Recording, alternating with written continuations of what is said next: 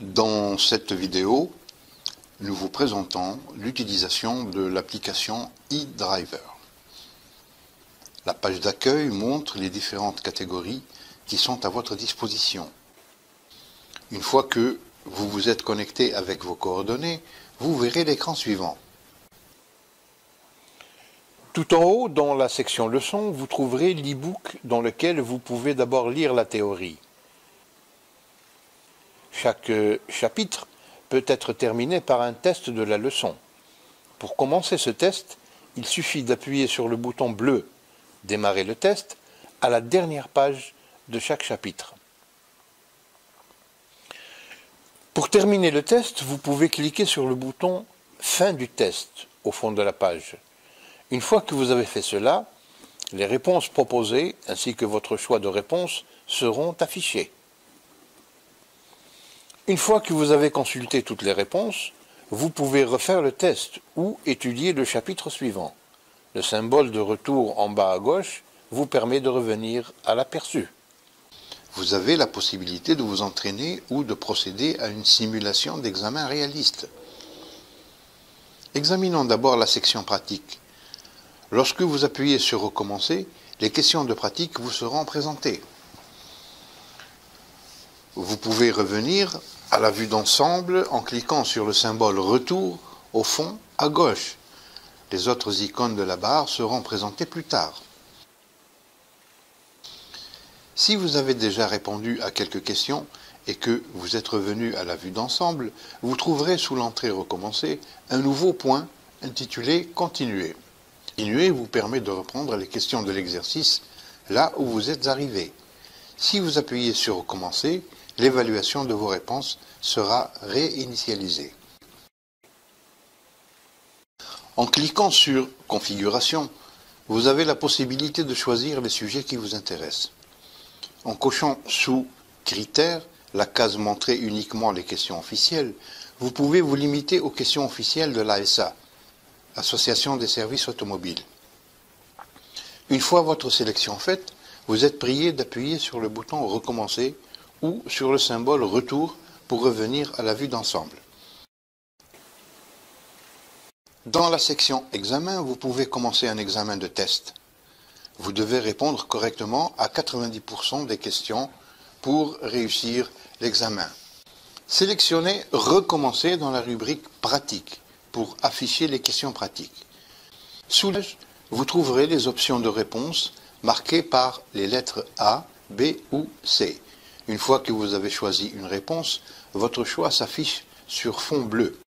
Pour passer à la question suivante, il suffit d'appuyer sur la flèche « Suivant » en haut à droite. Si la réponse sélectionnée est incorrecte, vous recevrez immédiatement une notification. Tout en haut de l'application, vous trouverez les flèches de navigation pour avancer ou reculer. En plus des fléchettes de navigation, le numéro de la question actuelle et le nombre de questions s'affichent. En outre, le programme vous indique le sujet en rapport avec la question qui est actuellement affichée. Examinons maintenant les différentes icônes que vous trouverez en bas de la barre. Il s'agit de fonctions utiles qui vous aident à apprendre et qui facilitent l'utilisation du programme. Toutes les questions sont illustrées avec des images. Vous pouvez les agrandir en cliquant sur le symbole de la loupe. La première icône à l'extrême gauche permet de revenir à l'écran précédent. La deuxième icône, en partant de la gauche, sert à sélectionner des sujets spécifiques. Lorsque vous appuyez sur cette icône, vous verrez la liste de tous les sujets. Sélectionnez un sujet et vous ne verrez que les questions relatives à ce sujet. Fonction de signer. Lorsque vous appuyez sur cette icône, la case « Ajouter un signet » apparaît. La question actuelle sera ainsi sauvegardée comme signée. Si vous avez déjà enregistré plusieurs signets, vous pouvez sélectionner un de vos signets enregistrés en appuyant sur l'icône du signet et en choisissant « Sélectionner le signet ». Fonction de commentaire. Si vous êtes bloqué sur une question, vous pouvez utiliser la fonction de commentaire pour afficher la bonne réponse. La bonne réponse sera indiquée en vert. Veuillez noter que vous devez désactiver la fonction de commentaire en appuyant à nouveau sur le symbole afin que la bonne réponse ne soit pas déjà affiché pour les prochaines questions. Fond de statistiques. Les statistiques sont affichées en cliquant sur le symbole avec le graphique en barre. Cela vous permet d'évaluer avec précision vos progrès en matière d'apprentissage. En haut, vous verrez une évaluation globale, tandis que plus bas, vous verrez une évaluation détaillée pour les différents sujets. Sélection de la langue. À l'extrême droite de la barre d'outils, vous avez la possibilité de sélectionner la langue souhaitée en appuyant à nouveau sur l'icône avec le globe terrestre. L'examen test simule un examen réel.